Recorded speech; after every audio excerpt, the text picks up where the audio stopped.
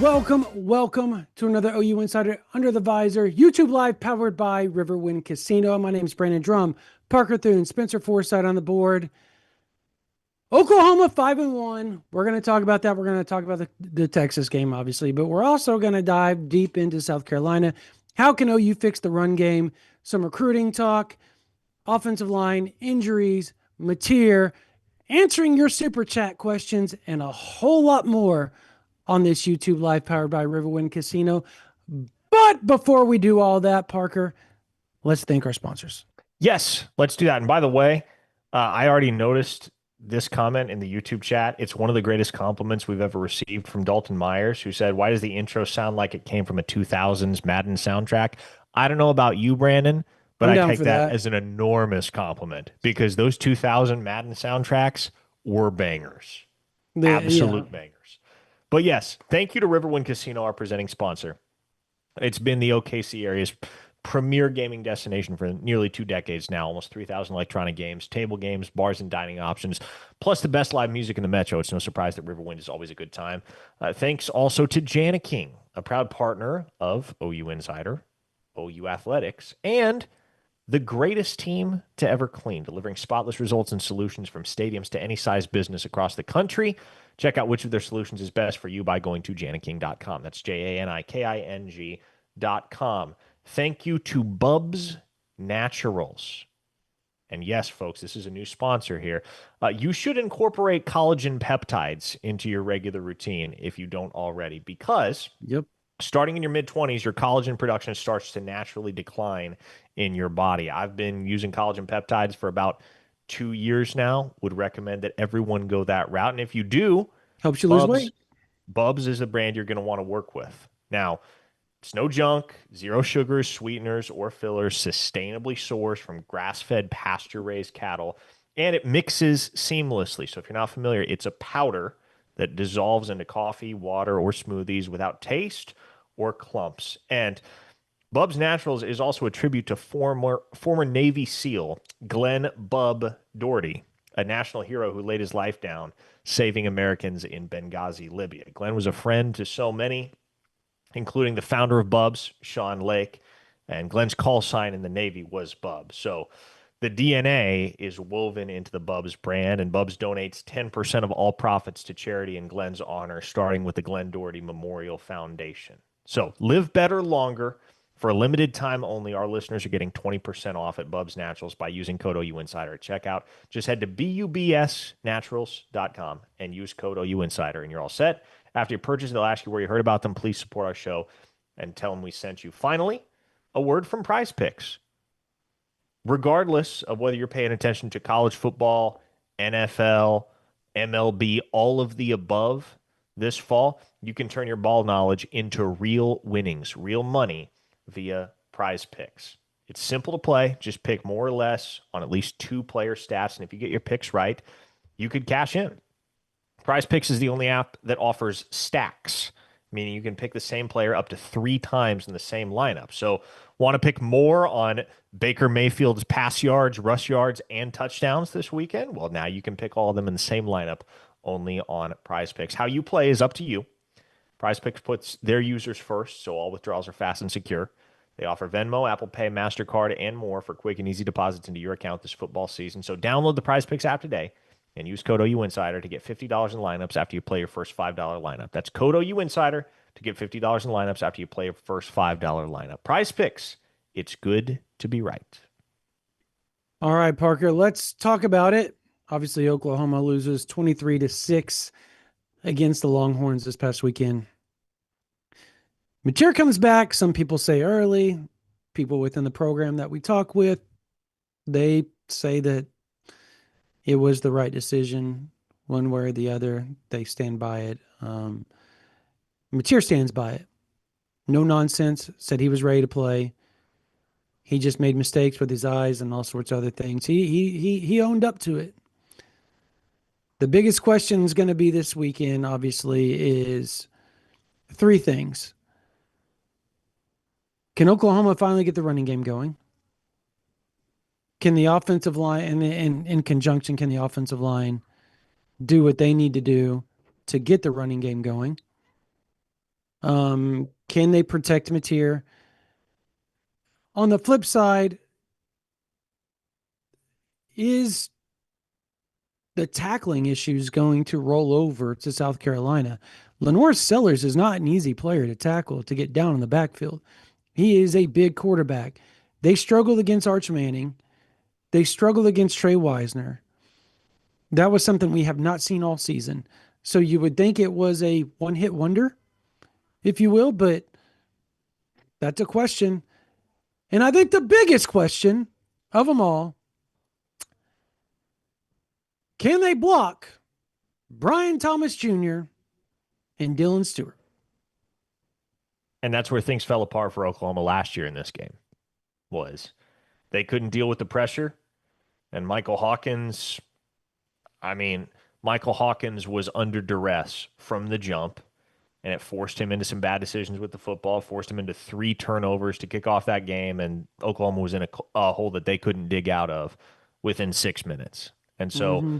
for OU, now they get a chance to go on the road and return the favor, knock off South Carolina in their building. And it stands to reason, Brandon, that the Sooners aren't going to dig that type of a hole for themselves this time around, certainly not You'd that hope not. quickly.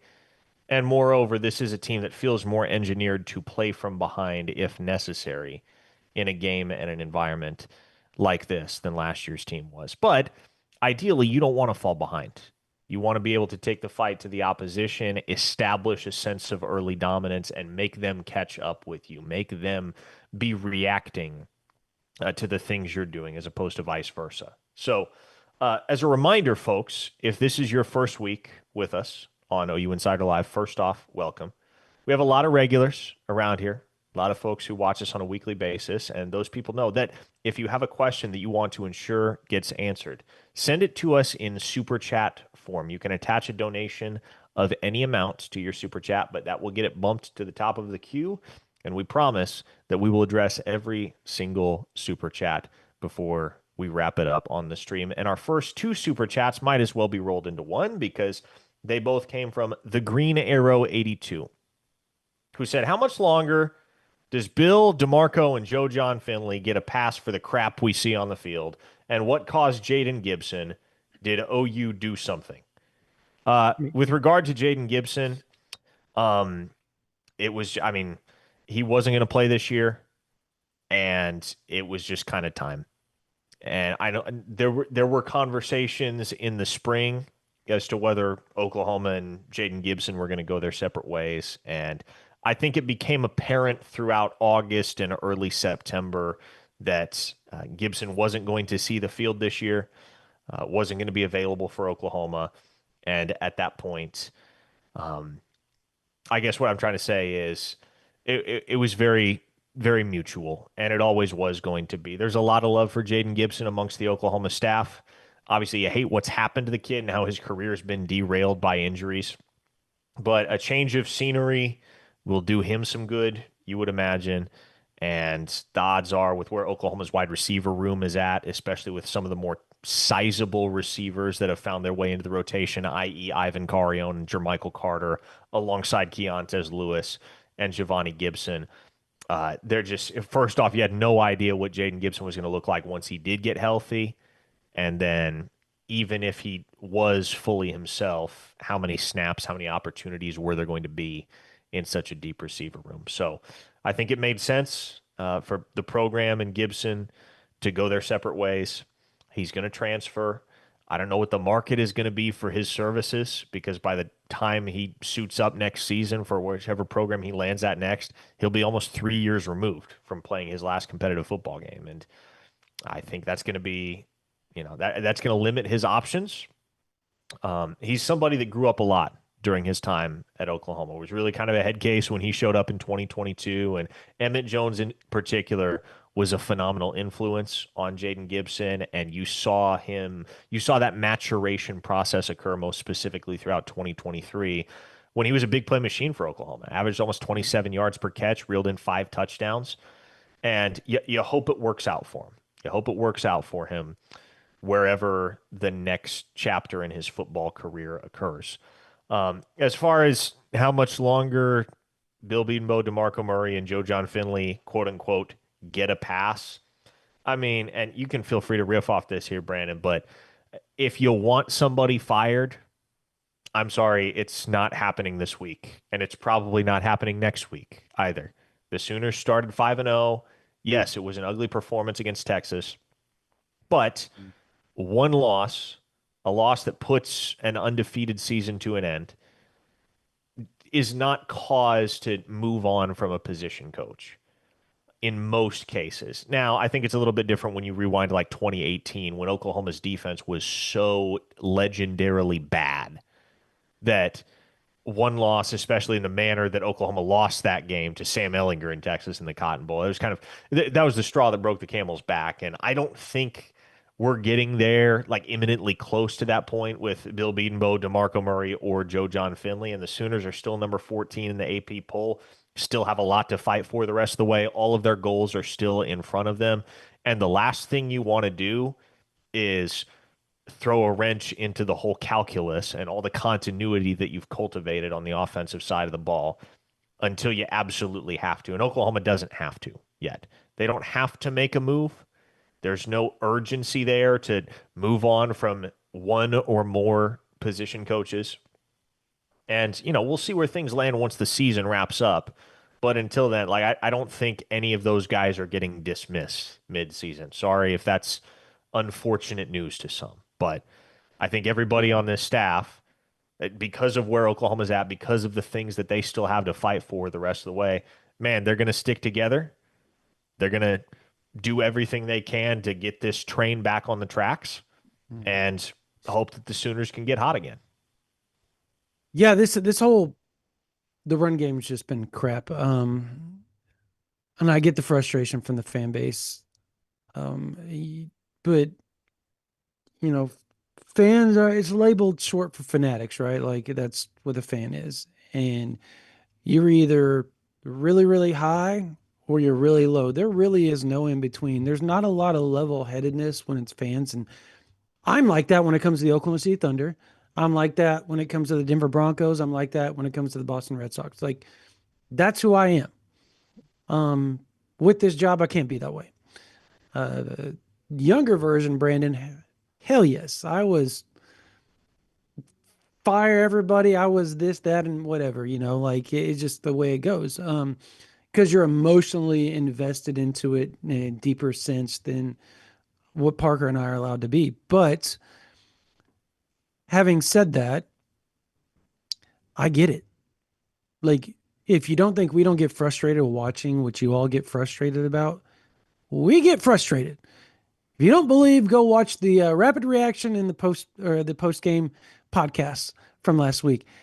Parker and I pretty much laid it out there for everybody and did not lay back. We were pretty ruthless actually, and it not in the manner in which like we were rude. It just things needed to be said and they were said.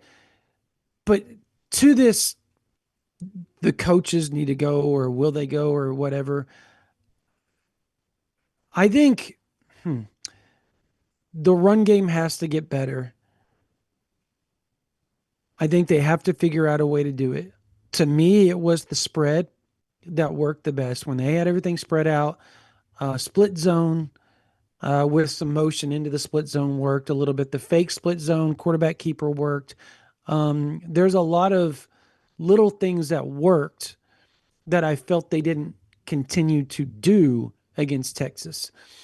I think they have to get their heads together and figure out what to do there. The tight ends can't block. They can't block. I rewatched the game last night, Parker, and we get the view from the back, the side, and whatever, and that was just hard to watch. It was hard to watch the tight ends getting pushed back into the running back or Mateer's lap.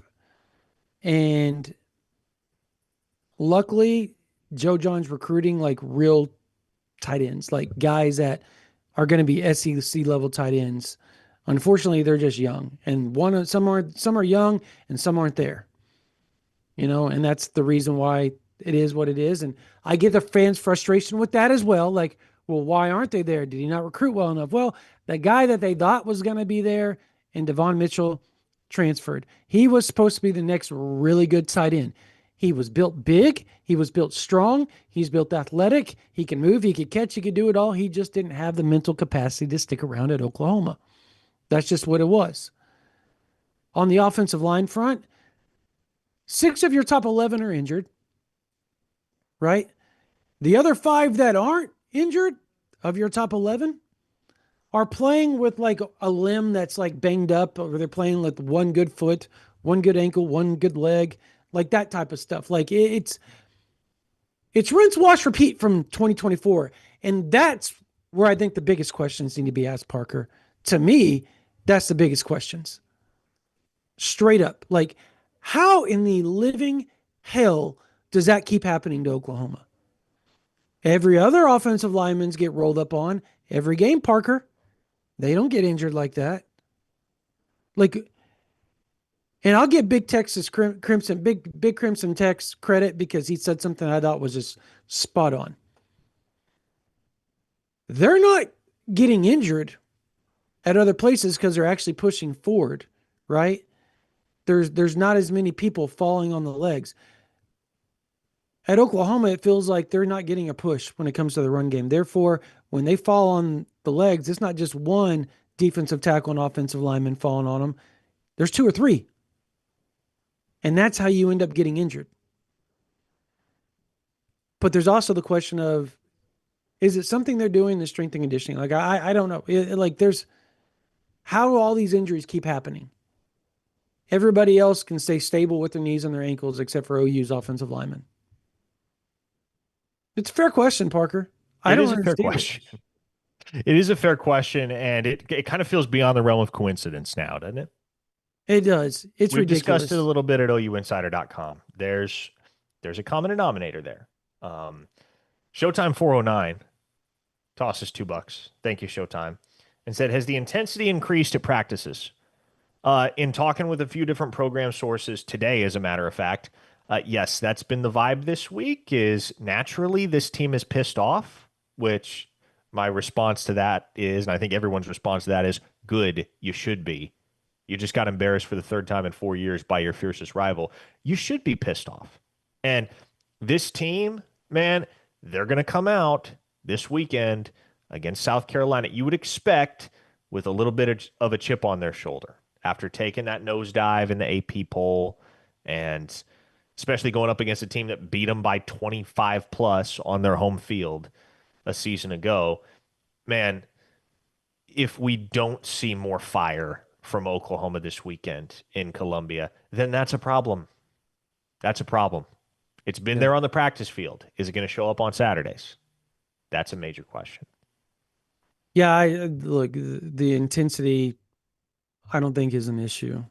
I just think, I do think it's an issue with the offensive line. I will say that. I don't know that I think that there's some intensity issues. I think when you get out aggressive on the offensive line, that's when you lose that battle with the defensive line. So I think there's an issue there. I think the rest of the team plays with a lot of intensity. I don't see any questions like anywhere else. Like, I don't sit there and question wide receivers, running backs, quarterback, D-line, linebackers, corners, safeties. You know what I mean? I don't question their intensity. I do question the offensive line. I do. And maybe that's wrong for me to do, but I do question that. I think until I see them get in somebody's grill and push them back 5 yards, I'm going to question their intensity. 100% going to question it. I do want to add, like, people are like saying, stop making excuses. You didn't let me finish my statement at the end. I basically called people out on the offensive front there. People kind of jumped the gun on that. What's the other one? Which one did you ran the Showtime? So we got another super chat here from Modern Day Caveman. Appreciate the $20, man. Can't blame Arbuckle. He's only playing the bad hand he was dealt. But how can fans be optimistic for next season knowing that nothing will change with the same guys, Taylor Everett, Sexton, etc., returning next year? You named 3 guys that are hurt. How are they getting blamed for the crap you're seeing on the field right now? They're not on the field. I don't understand that. You named I totally appreciate the super chat, but you named three guys that are injured. They have not touched the field since the first series, second series of the first game when Sexton got injured, right? Taylor hasn't played this year. Everett hasn't played this year. I really can't put blame on those three guys. I think if you're looking in the past, I think that's what he's doing is he's going back to 2024 and trying to put the blame on them. But again, all three of those guys played like literally Sexton had a cracked sternum, right? And had a torn whatever in his knee, and he went out there and played until he couldn't play anymore against Ole Miss. Um, they had to was it Taylor that could barely walk every week last year, right? Yes. Between games. The dude could barely walk. Literally could barely walk, but they had to put him out there to play because that's all they had. And Everett, Everett was one of the more consistent guys last year. So I don't know about that, but I get the frustration. I think you can look at it though, Parker, like this. You have Fasusi, who is going to get better. He is going to get better. Like this is trial by fire for that young man. And Parker, you were there. He takes it head on, smile on his face, bring the challenges to me. I'm going to learn from it. And he says, I got to get better at this. I got to get better at that. So I respect that from a guy like him. He's young and he's willing to learn and get better. And he knows he's not doing very well right now. Like he knows it. He understands it. Foj is going to be there. You would hope that they can figure out a way to get EPL on the field and at least keep him around because he's got some really good talent. Logan Howland. I don't think Ozaitis played horrible at all. I thought he was one of the better offensive linemen on Saturday overall compared to some of the other ones, right? I know that's not saying a whole lot considering the fact, but you take a win where you can take a win, right? Yeah, and Heath Ozida to this point in the season, he hasn't really been a liability He at has any point. not. Nope. Has he been spectacular? Not always, Nope. but at no point has he felt like a liability for that offensive line.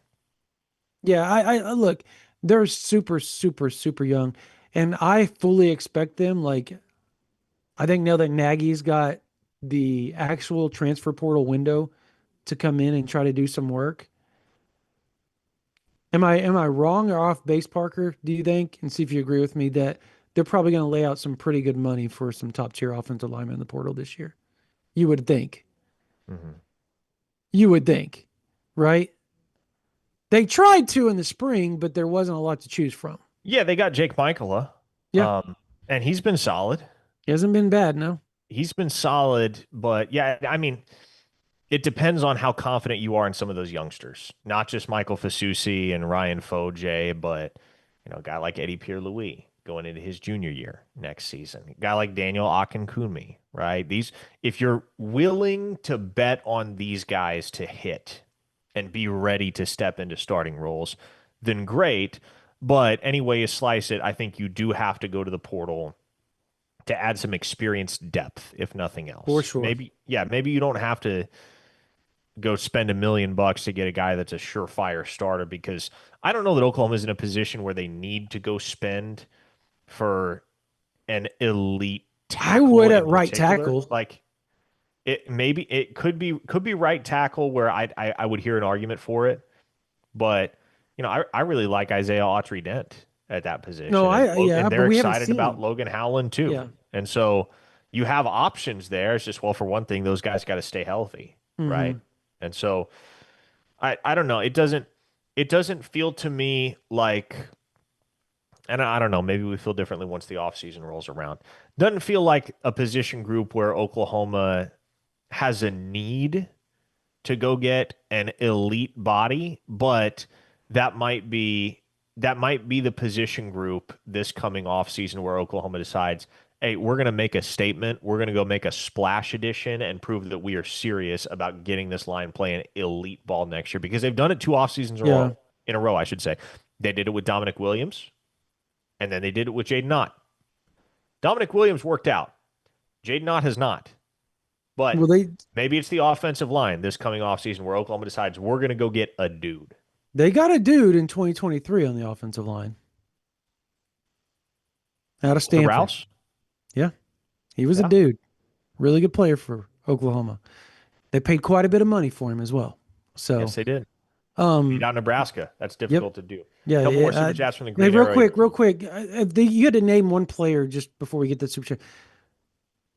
Would you say Dent is probably the one guy that you look at and you're like, dude, I'm excited to finally see when he can get healthy Yes. who he is? Totally Yes. agree with that. He is a freak athletic. Like he's a freak athlete. I want to see what he's going to be. I think he has a huge upside. Just wanted to get that out there. Hmm. Move along. The Green Arrow says, are they not doing the recovery needed? Gabe Eichert said the O-line just oozes off the line. They don't fire off, so you have a point, Brandon. Yeah, I mean, like that offensive line, they look sluggish, I guess would be a good word. Yeah. Like there's not there's not an aggression, there's not a nastiness, a tenacity to the way that they play the game. What do you Yeah. chalk that up to? Like, Uh, I know a lot of folks have come to the conclusion that it has to do with the RPO system and the way that it's kind of, and you see it across college football, right? Oklahoma is not the only program that is having issues on the offensive line, and particularly the development of players on a given offensive line.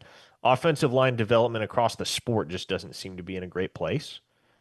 The one school that seems to be doing it and doing it really well is Miami. Um, they're the most conspicuous example of a school that is developing linemen and getting the best out of them. Part of the reason why Miami looks to certain eyes like the best team in the country is because they're probably the best team in the country in the offensive trenches. yeah. Yeah. Mm, I kind of feel, mm, I think you make a point there. Yeah. I don't know. Hey, real quickly, the question I'm like sitting here glossing over. Um, I how would you pronounce his name? Josu Munoz, right? Josue, Josue Munoz. Uh, yes. my mom's name's Sue, so I said Sue. Josu, I said Hosu, which really sounds bad now that my mom's name is Sue, and I said Hosu. Josue. That's how you say Josue, it. Josue Munoz. Yeah. I still believe this is a 10-2 team. What about y'all? No. Um, I don't know. I have to see how they play this week. I think, you know, hmm, last week was such a outcast of how everything's gone this whole season. But if it happens 2 weekends in a row, maybe that's really who OU is. Maybe they fooled us for 5 games. Maybe Michigan just really isn't any good. Auburn struggled, but hell, they almost beat Georgia, right? Like that's the crazy part about this whole deal. Like Auburn's 3-3, and they are not a 3-3 team. Like if you look at how they've played other programs, like they're not a 3-3. They've had some really, really crappy luck, but Oklahoma beat them. I just, I know games aren't transitive, Parker. I get it. I get it. But like, is that how you feel? Like you got to see how they are this weekend before you just totally dive in on who you truly believe this team is now? Like, because I have questions. I got to see how they respond to a loss, Yeah, especially on the road. Like we will find out a lot about this Oklahoma football team based on how they perform this Saturday. fair. I totally agree. Totally agree. I think we'll know at that point whether this is a serious playoff contender that just had a bad game or whether they're a pretender that finally got exposed against Texas. We'll know. Ryan Seiler Siler.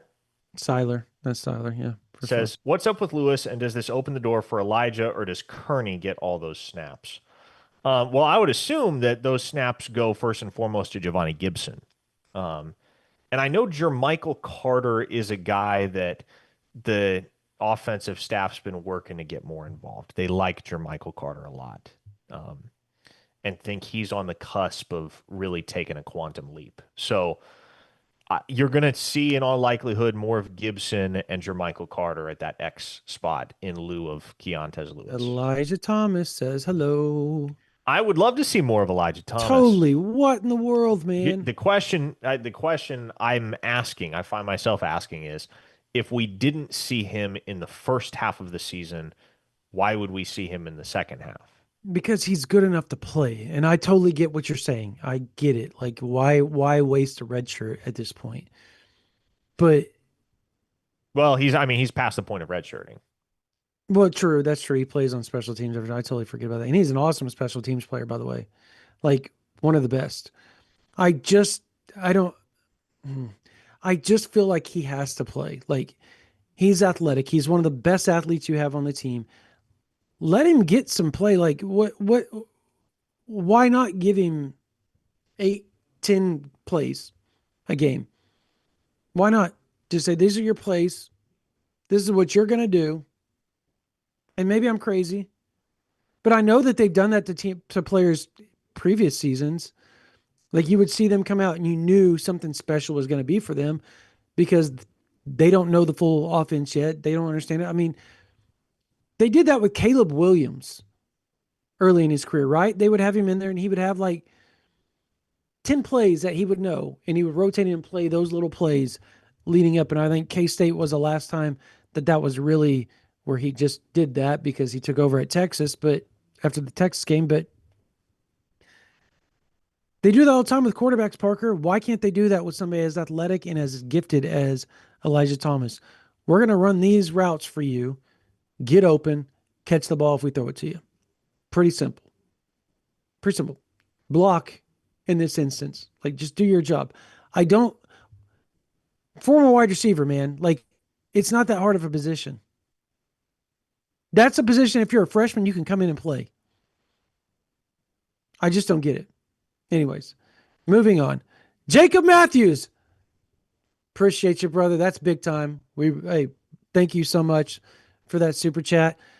Obviously, we are not in the film room, but listening to Gabe break down what the O-line should be doing and how the run game can improve makes it sound like the coaches are missing something. I have a hard time thinking Gabe is wrong. Your opinions? I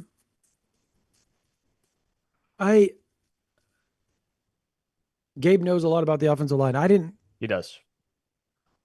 I watched a lot of that podcast.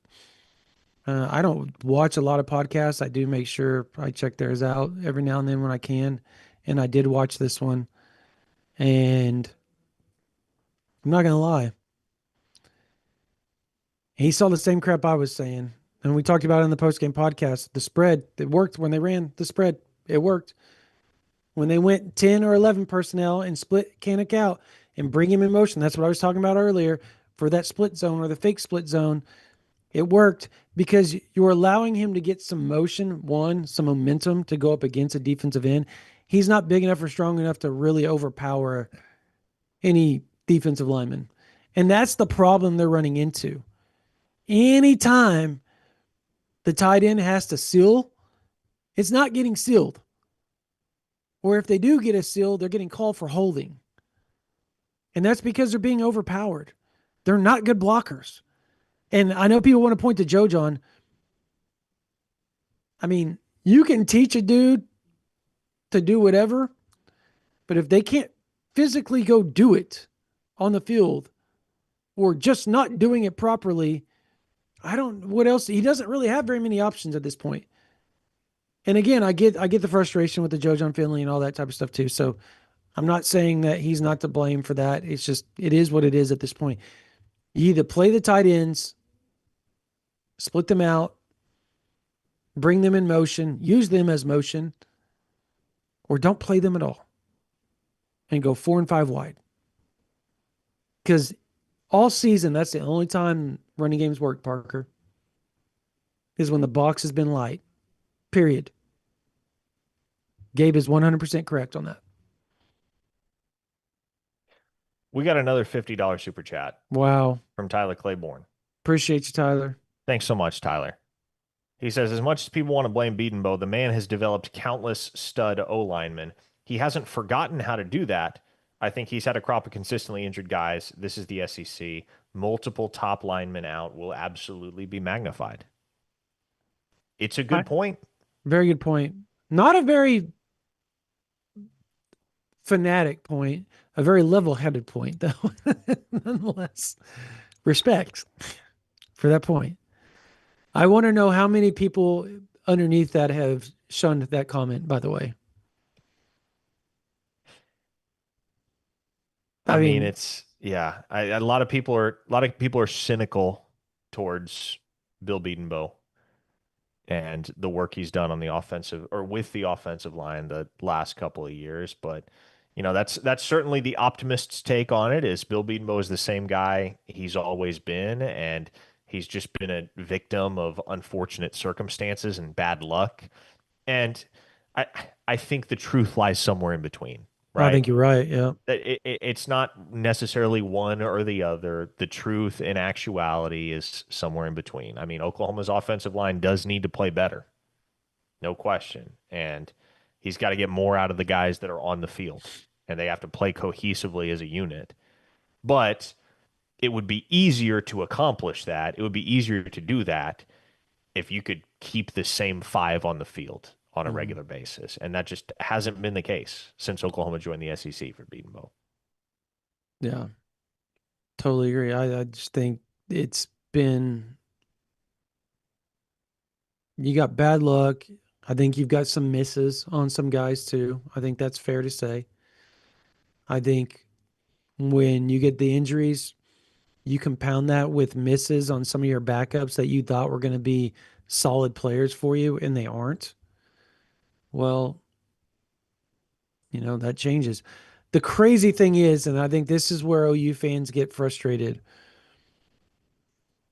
is South Carolina, right? So South Carolina has 200 plus yards rushing against LSU. That's one of their best rushing games all season, by the way. And if you don't believe that, we have a just released right now on our YouTube channel. Okay, the Behind Enemy Lines with Chris Clark from Gamecock Central over at On Three, one of our On Three colleagues, came on with me today. He was awesome. Like, if you want in depth and want to understand everything behind why they changed their offensive line coach, Ronnie Teasley, why, how he feels about the matchups of OU, and what he thinks South Carolina has to do to win and all that type of stuff. Go check out that Behind Enemy Lines. It's worth the listen, worth the watch. I promise you, those are some of my favorite features that I do for you guys. So make sure you go check that out. But OU fans look at that, Parker, and they're like, well, they had 200 yards rushing and then they let the guy go. You want to know who they brought in? Um, Sean Elliott. You know where Sean Elliott was prior to offensive line? I believe he was Georgia Southern's head coach, right? Was it Georgia Southern or Georgia State? Georgia State, one of the two. One way or the other, like, the dude knows how to coach. It was Georgia State. I think he was a head coach there for like 5 years, right? 5 or 6 years, 7 years. 7 years. Okay. Um, I was just guessing off the top of my head. I couldn't remember how long he was there, but um, OU fans see that, and I think that's where the whole why not Kevin Wilson? Like, I get it, because again, Sean Elliott came back. He was a coach at South Carolina prior to that. Um, there's a lot of similarities there. So I get the frustration and all that, but at the same time, I'm like, Bill Bedenbaugh does, like, at what, I want to answer this. Oh, in the chat, just you talk amongst yourselves. Like, what would be considered a success on the offensive line to OU fans as far as like average running yards per game, or just success in general? Like, what is success to the OU fans with the offensive line? I've been interested to see that, because I mean, there's been griping about offensive line even when they were really, really good, Parker. People didn't like the offensive line when they were They had Yeah, one game well, worse, and I mean, I think right now success just looks like establishing a consistent running game, making opposing defenses respect the threat that your program can create on the ground. I get Because it. you can't cultivate offensive balance if that's not the case, right? So Mm, it's going to help Oklahoma throwing the ball as well if they can get the run game going. It's going to make life easier on John Mateer. It's going to make this offense overall much more dangerous if they can get that squared away, get that figured out, and that starts up front. yeah. No, I'm with you on that. All right. Real quickly, BG, he didn't put a chat in with that, but later down I saw that he commented and said, "My chat didn't post, but y'all have always said how difficult Bill Beanbo's scheme is for offensive linemen. Is that causing them to slow down and think while they play?" I think that's a fair question. I know that they've simplified a lot of things, but at the same time, I think when you simplify things to try to help somebody play fast, particularly with the offensive line, and it's a scheme thing, right? I think sometimes that hinders everything as a whole. Nothing is as fluid as it's supposed to be or as good as it's supposed to be because that's not really how it's supposed to work when you're simplifying things and cutting corners to make it easier on somebody that's not picking it up. If you don't believe me, that was literally Alex Grinch's mantra was speed, moving fast, playing fast, not thinking. I have a word for what his defenses were, and it rhymes with it. And I mean, it's just like, I'm sorry. Like when you cut corners like that and you're trying to help somebody that can't pick things up to play fast, sometimes you're hindering the whole process altogether when you do that. And I think there may be some merit to that. Like the one thing Bill Bedenbaugh used to have, Parker, is guys that weren't just badasses and maulers. They were smart football players. You had guys that played multiple, like Ford played multiple positions, Parker. Cody Ford literally played tackle, guard, everything. You have Jacob Sexton's the only guy that OU has on the offensive line that can play every position right now. The only one. That's should tell everything right there. You don't That's think not Ryan good. Poje could play every position? I think he could. I don't think he knows the offense the way Sexton does to be able to do it, though. That's the Fair. thing. I 100% think he's smart enough to do it, but he's a freshman. Sexton couldn't do it as a freshman. Neither could Cody Ford. Cody Ford was a left guard as a freshman. Just a left guard, period. His junior year, he played everything. Tyrese Thompson played everything. Literally every position. Like, those are the type of dudes that he used to have, Parker. Makes a difference. It does. I'm trying to think, who was the other one that next to Orlando Brown? He was a guard, but he also played, he started as a tackle as a freshman. Bobby Evans No, no, no, no. He or Drew played Samia? Drew Samia. He played everything. Like, those are the type of guys they used to have. Not a lot of them around anymore, unfortunately, for Bill Bedenbaugh. I don't know. So this weekend, three things. What do you think Oklahoma has to do to win? Run the ball effectively. Mm-hmm. Starts there. John Mateer's got to play better. And I mean, that's not really an Oklahoma thing as much as it is a John Mateer thing. I mean, Oklahoma obviously has to play better around him, and that's going to help. But Mm-hmm. John Mateer has to bounce back. The Sooners have to get the run game going. And then ultimately, like I think this is the type of game where, and it's not Columbia, South Carolina at night. It's not Williams-Brice Stadium at night. But by all accounts, I've never made the trip before. I've never seen a game in Columbia, South Carolina. Everyone I know that has says it's a much better, much louder environment than you would probably expect showing up. And so I think this is the type of game where Oklahoma has to come out and punch the Gamecocks in the mouth early Yeah. and can't let them get the momentum. because I mean, essentially, and it doesn't have to be as emphatic as what South Carolina did to OU last year in their building, but I would like to see this team come out in the first quarter and make a statement early and put the onus on South Carolina to respond to them. I think that's integral. Yeah. No, I'd agree with that. I think overall, just run game, like you said. The good news is Derek Simmons is available, which is big, huge, huge. That was scary. Xavier Robinson available. That's great news. Um, I think John Mateer has to play within himself and not try to rush.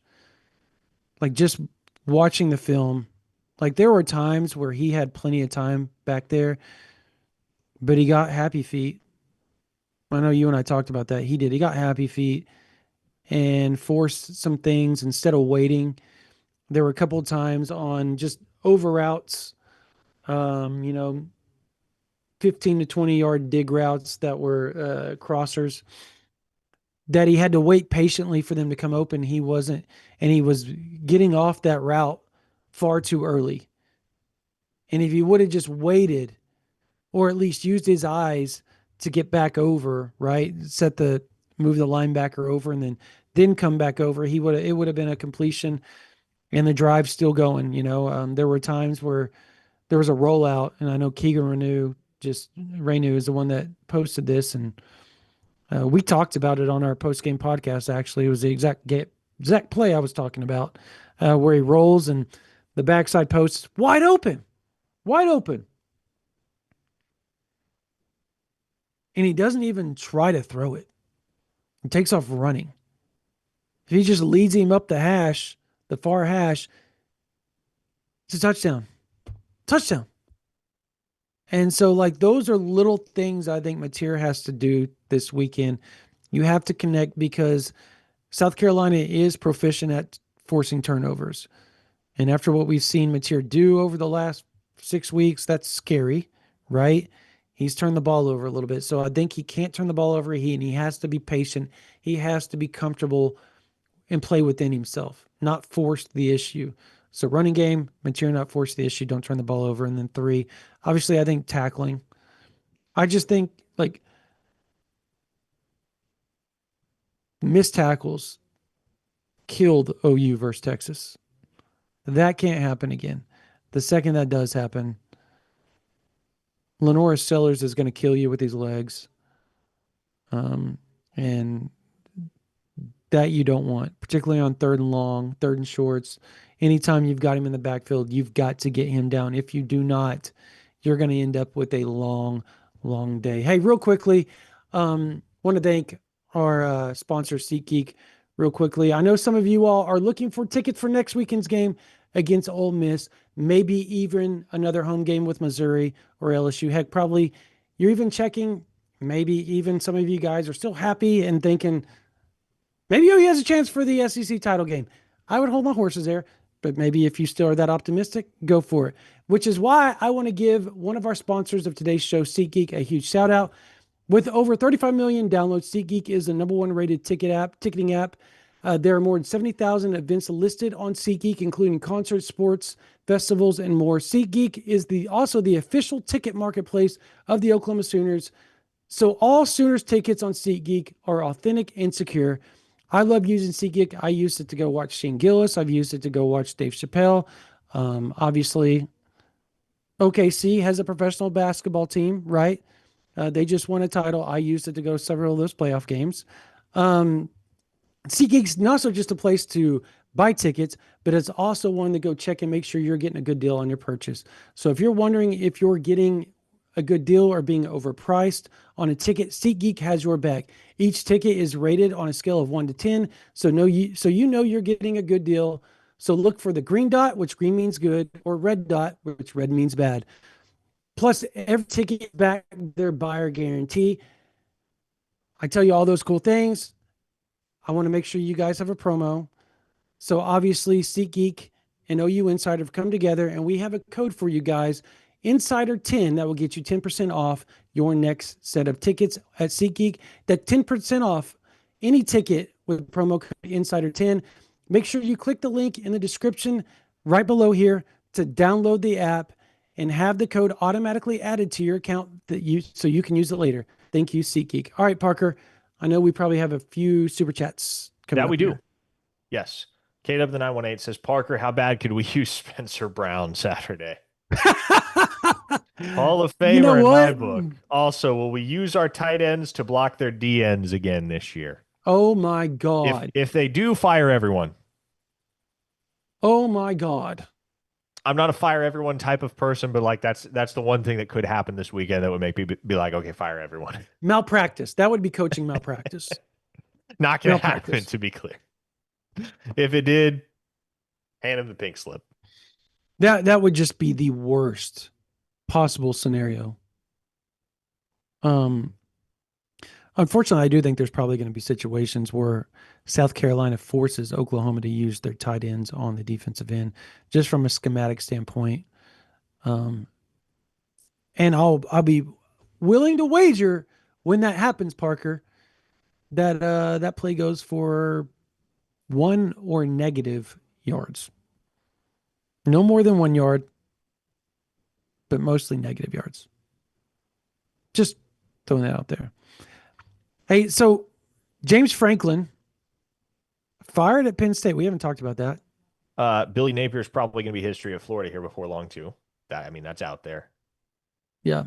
Not official yet, but looking like that's going to be the outcome. It's going to be a crazy coaching carousel this winter, man. Yeah. Absolutely nuts. Yeah. There's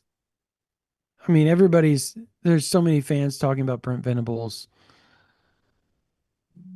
starting to lose and OU, going to find a new coach, all that type of stuff. I can't imagine with them searching for a new AD, which just seems to be lost in the shuffle right now. Like nobody's talking about that, obviously, the whole athletic department situation, or athletic director situation because of the football program, right? Um, does Oklahoma go and grab anybody from any of those programs? I mean, Recruiting wise, I'm not talking about portal. That's obviously too soon for they're that. now in pursuit of 4-star wide receiver Jasir Yeah, Rogers just from the Shea state of Rogers. Delaware. Yes, Yeah. I would assume. As a matter of fact, I briefly talked to him. He's like super, super interested in Oklahoma, working to set up a visit, all that type of stuff. So, um, nothing earth shattering from him quite yet. I think the thing is, initially, when Oklahoma first got in on him, they were one of the few programs that had offered him at that point. OU offered him. He starts talking to OU, talking about visiting OU, and then he has so many other offers just thrown at him within like a 24-hour span. And I think that overwhelmed him a little bit, to be honest. So that's going to be interesting. If you've watched Jasir Rogers play, just go watch his film, OU fans. You talk about a dude that's intense and plays with just, you don't want to say cockiness, but with just some utter confidence. Man, he plays with it. And he'll talk the talk too when he gets you. Like he's one of those guys. I think OU needs some of that. They need some of that. To me, also, if you're Oklahoma, I think you at least try to go grab an offensive lineman or two from Penn State because they always have a good offensive lineman. They do. Go grab a defensive end or two. They always have good defensive ends. Good I will God. say, the odds that you could coax him down to Norman, Oklahoma are pretty slim, but Probably. Penn State's top offensive line commit in the 2026 cycle, certified dude. Yeah. You know who I'm referring to? Uh, I don't actually because I. Kevin Brown. Oh, Oh, yes, Kevin Brown. Oh, yes. Holy Yeah, crap! I went blank on him, bro. We've seen him in person twice. that is a menace. That is a future NFL offensive tackle Nobody. all day. You want to talk about somebody? He does not look 270 pounds. By the way, not a bit. Every bit of his weight is in his thighs and his calves. And Really he's strong. got Christmas hams for calves. Like big old, like feeding a family of 12 Christmas hams for calves. Those suckers are massive. I have no idea how he gets his legs in jeans, by the way. I have no idea how that's possible. But like it's the strength combined with the quickness too. Yeah, Like he's elite. dudes that are Elite. built like that aren't as twitchy as he is.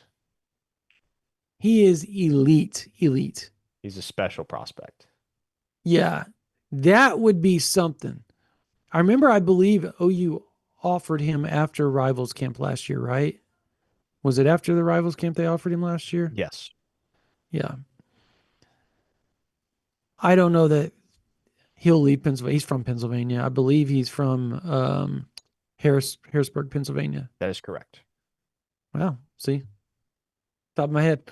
Uh, no books. No books. The old Mike Steely. Does he still do that, by the way? No, I don't think so, no. Gotcha. Do you, if Oklahoma goes and wins this weekend, top 10 matchup, OU Ole Miss, if they can, I don't even know if Ole Miss drops out of the top 10 if they lose to Georgia, to be honest. I think it Game depends on day how ought to they be lose. coming if Oklahoma takes care of business. Game day ought to be in Norman, you'd think. Yeah. Right? Yeah, you'd think. You definitely would think. One way or the other, you would think. But anywho.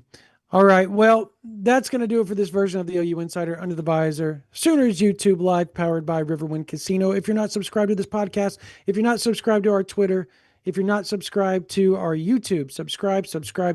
It's free. Everything that we put out there is free. Free for you, free for all.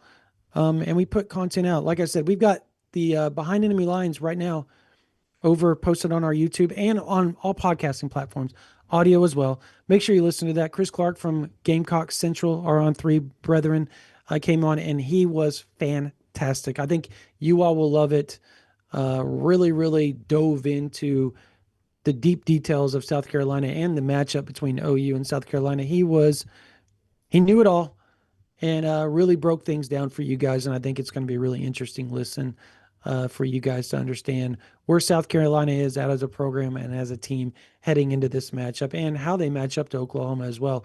Really, really good content there. Austin Stogner also joined me. If anybody knows how both programs operate, check it out on our YouTube and also the audio version. Really, really cool stuff there from OU Insider Special. If you're not subscribed over at OU Insider, we've got a lot of content. We talked about some injury stuff earlier before, obviously, the availability list came out. We talked about it. There's some other things going on there that's up on the board. We have a tell-all candid chat that's going on about things that we don't even really talk about on here. A lot of team information, a lot of recruiting information, basketball information with basketball, SEC Media Days going on. Brody's got that covered for you over at OU Insider VIP. It is $1 the first week. Or if you're a teacher, if you're a college student, if you're active duty in the military and you've got a .edu email, doesn't matter. You can go to Timbuktu University. If you're a teacher, you teach K through 12, preschool through 12, and you have a teacher email. If you're active duty military, email us ouinsider@rivals.com. We will send you a promo code to make sure you get OU Insider for $1 a month for 3 months. That'll get you all the way through basically the January, get you through the National Signing Day, get you through the transfer portal, get you through playoffs, the good portion of the playoffs. If Oklahoma makes it, get you through all this season. A lot of recruiting, a lot of transfer portal stuff, all that. We will have that covered for you. Again, you can sign up right now for $1 first week if you're not a teacher, if you're not a college student, if you're not active duty. It's worth it. It's easy to cancel, so make sure you sign up. We'd love to have you over there. Join the thousands and thousands of OU fans already on there with us. That board is hopping. It's busy. There's new content and new threads. You can start your own thread, talk to whoever you want to. You talk to Parker and I as well every single day. Everybody, we got new threads starting up like every 5 minutes right now. It is blast and it's fast and it's a lot of fun. So make sure you go over to ouinsider.com and join. Just click that green button. It'll send you to another page where you can just sign up right now and join for $1 for the first week. Or again, .edu, K through 12, email, We're active duty email ouinsider@rivals.com, and we will send you a promo code to make sure you get OU Insider for $1 a month for 3 months. All right, for Parker Thune, for Spencer Forsythe on the board, that's going to do it for this version of the OU Insider Under the Visor YouTube Live, powered by Riverwind Casino. You guys have a blessed day.